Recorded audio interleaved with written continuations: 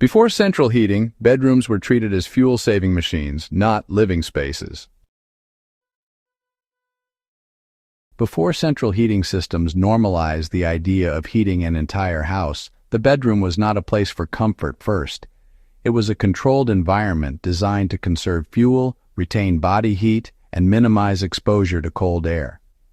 Families understood that heating one person was cheaper than heating empty space, and the bedroom became the focal point of that logic. What matters here is not nostalgia, but the systems they used, because these habits worked consistently across climates, incomes, and centuries. Beds were positioned to avoid heat loss, not for symmetry or design. Beds were rarely placed against exterior walls unless there was no alternative. An exterior wall was a cold surface that pulled heat away from the body all night. Instead, beds were pushed against interior walls that shared warmth with other rooms. In small homes, beds were sometimes placed near stairwells or chimneys where rising heat naturally accumulated. Today, this can be applied simply by moving a bed away from exterior walls and windows, even by a foot or two, reducing overnight heat loss without touching a thermostat. Curtains around beds were standard practice, not luxury. Bed curtains were not decorative. They created a microclimate around the sleeper, trapping body heat and blocking drafts. These curtains were thick, often wool or heavy linen, and fully enclosed the bed on all sides. In colder regions, people slept in what was essentially a fabric heat chamber. A modern equivalent would be ceiling-mounted curtain tracks or even heavy blackout curtains arranged to surround the bed, creating a warm air pocket that dramatically reduces the need to heat the entire room.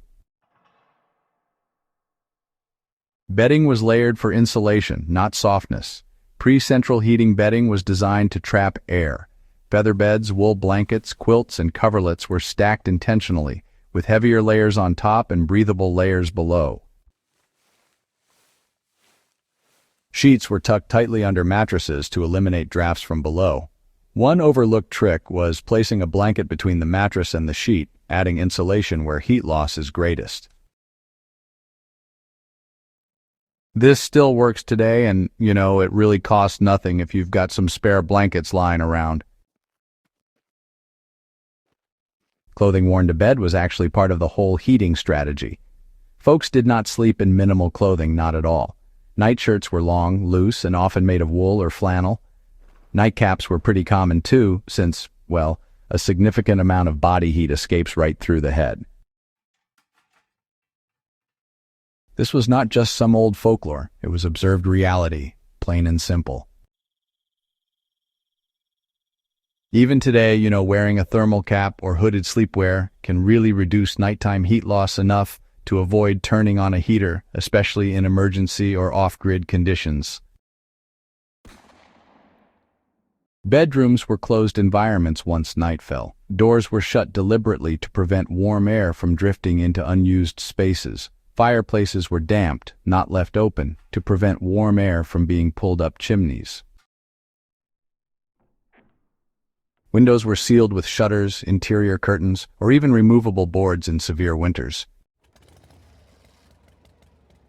So applying this today means, treating the bedroom as its own thermal zone. That means closing doors, sealing up vents temporarily if it's safe to do so, and, using window coverings pretty aggressively at night.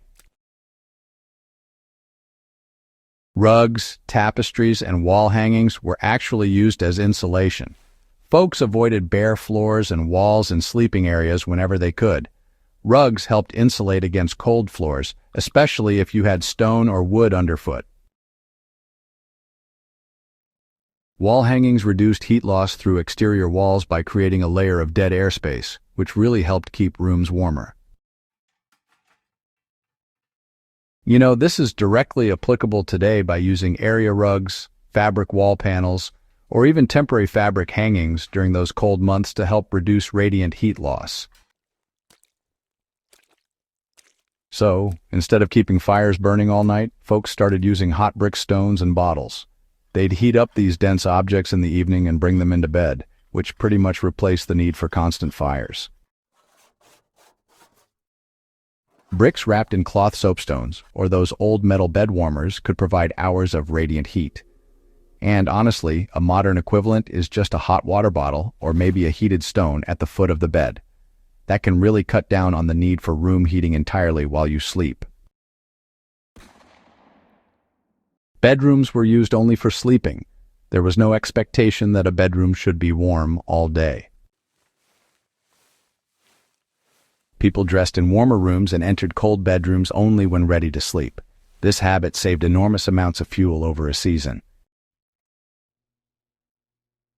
Applying this today means resisting the modern habit of keeping bedrooms warm around the clock.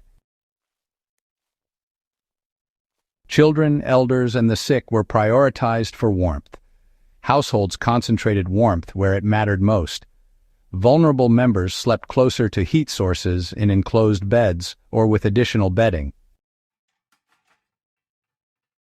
This was an early form of energy triage. For modern preparedness, this mindset is crucial during fuel shortages or grid failures. Heat people, not rooms, and allocate resources intentionally. Seasonal routines were built around bedroom efficiency. Winter bedding was heavier and stored separately from summer bedding. Curtains, rugs, and draft blockers were installed seasonally, not permanently. This flexibility allowed households to adapt quickly to weather without structural changes. Nowadays, seasonal thermal adjustments are often ignored, but honestly, they remain one of the simplest ways to reduce energy dependence. These habits were reliable because they were tested by necessity. None of these practices were theoretical. They were refined through generations of trial, error, and survival. They worked because, well, failure meant discomfort, illness, or worse. For modern viewers, especially those interested in resilience and preparedness, these methods offer low-tech, low-cost solutions that function independently of modern infrastructure.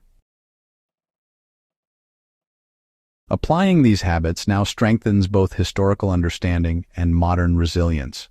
Reintroducing even a few of these bedroom practices can, significantly reduce heating costs, improve sleep comfort in cold conditions, and prepare households for power disruptions. They require no technology, no subscriptions, and no trust in external systems. They rely only on physics, materials, and human awareness, which is exactly why they lasted so long.